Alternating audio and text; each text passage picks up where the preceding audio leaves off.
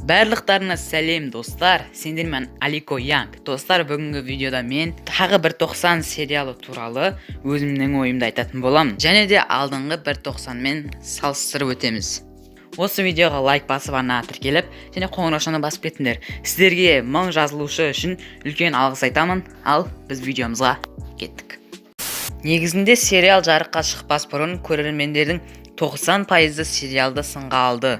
Сол баяғы 190-ға жетпейді деп мен де басында солай ойлағанмын. Бірақ олай емес. Мені ғана емес, көрермендерді де осы сериал өзіндік атмосферасымен таңғалдырды деп ойлаймын. Айырамыз, шынымды айтайын. Айырдыңдар. Маған көбінесе бұл сериалдың алдыңғы 190-нан мүлдем өзгеше екені таңғалдырады. Сыныптың үйімшылдығы. 190-дағы сынып өте үйімшыл, тату-тәтті және бірге жүретін сынып. Ал тағы 190-дағы сынып қалай? Керісінше бір-біріне қарама-қарсы. Яғни Симбаның командасы мен Спанч Бобтың командасы әрқашанда өштесіп жүреді. Тағы 190 сериалының спин-оффы.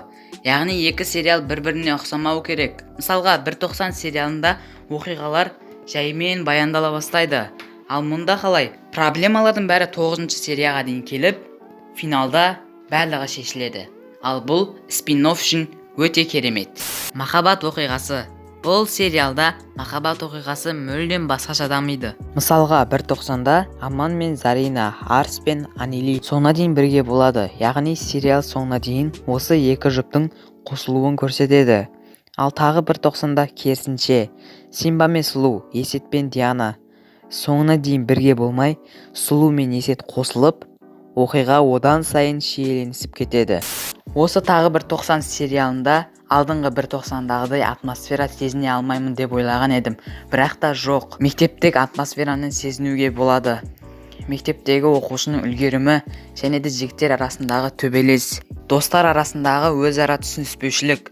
Бұл оқиғалардың барлығын сериал өте керемет аша алды. Алдыңғы 190-да бұндай мәселелер болмаған. Демек, бұл барлығы дұрыс деген сөз. Актерлардың шеберлігі туралы айтатын болсақ, актерлар бірыңғай түрде өздерінің рөлдерін жақсы алып шықты. Тек сериалдың кейбір көріністерінде шынайылық аз болғанын мойындау керек. Немесе бұл режиссердің қателігі. Әрине, жаңа құрамдағы актерлардың көбісі кәсіби актерлар емес. Сондықтан да бұл нәрсеге түсіністікпен қарауға болады. Ал енді менің ойымша сериалды құртып тұрған ең басты нәрсені айтамын. Ол финал. 9-шы бөлімге дейін барлығы керемет, барлығы тамаша болып келе жатқан кезде финалда келіп барлығы быт-шыт болады. Финалды алдыңғы сезондағыдай вечеринкамен аяқтау өте дұрыс. Сұлудың өтірігі ашылғанда Самат ағайдың реакциясы қандай болды? Есет Сұлуға бүкіл халықтың алдында сезімін білдіргенде Симба қандай реакцияда болды? Түсінбедім. Бұл нәрселерді неге көрсетпеді? Финал өте ұзақ және де түсінікті болып аяқталу керек. Сұлу финалда Есеттің үйіне барады. Осылай бітіп қалады. Өткеннен бері күйіп пісіп жүрген Симба Есетке еш нәрсе істеген жоқ. Диананың әрі қарай жағдайы не болды? Жалпы финалда не болғанын түсінген жоқпын. Мен финалдан, яғни соңғы бөлімнен өте көп нәрсе күткен едім. Диана осы кезге дейін Есетпен өтірік кездесіп жүрген, немесе оны пайдалану үшін жүр. Тура осылай келтіре салу керек еді.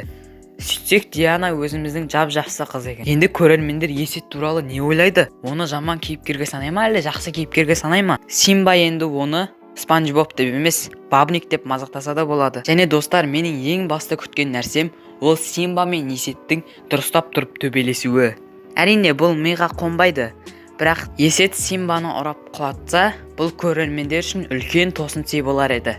Енді бұлай жамандаудың да қажеті жоқ шығар. Кім білет, бәлкім 2-ші сезон болатын болса, бұл айтқандарымның барлығы келетін шығар. Бәккуден 2-ші сезонды барлығымыз күтетін боламыз.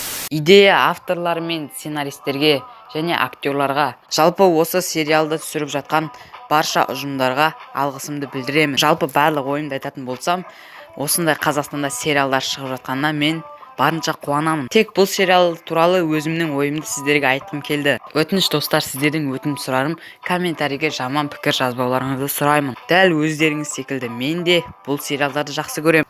Бұл хейт емес, бұл жай ғана контент. Осымен видео аяқталды. Сіздермен бірге болған мен Алико Янг. Арнаға тіркеліп, колокольчик басып, және осы видеоға лайк басуды ұмытпаңыздар. Сау болыңыздар. Келесі видеода кездескенше.